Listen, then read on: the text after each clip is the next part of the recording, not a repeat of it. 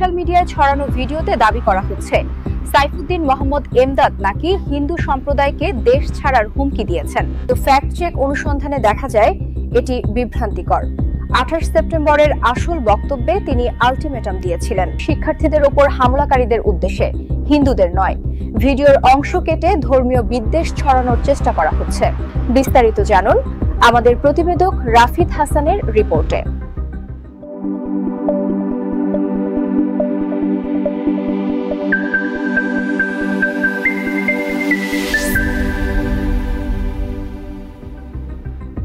সম্প্রতি সামাজিক যোগাযোগ মাধ্যমে একটি ভিডিও ছড়িয়ে দাবি করা হচ্ছে এক সপ্তাহের মধ্যে হিন্দুদের দেশ ছাড়ার হুমকি দিয়েছেন সাইফুদ্দিন মোহাম্মদ এমদাদ।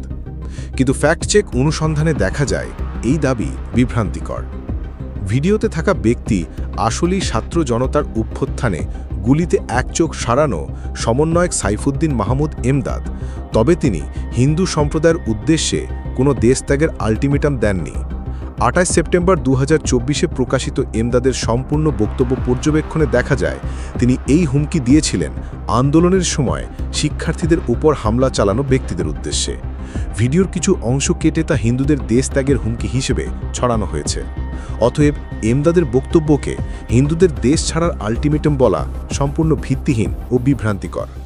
একটি ভুল তথ্য সমগ্র সমাজকে বিভ্রান্ত করতে পারে, তাই তথ্য যাচাই করুন, গুজব থেকে সতর্ক থাকুন।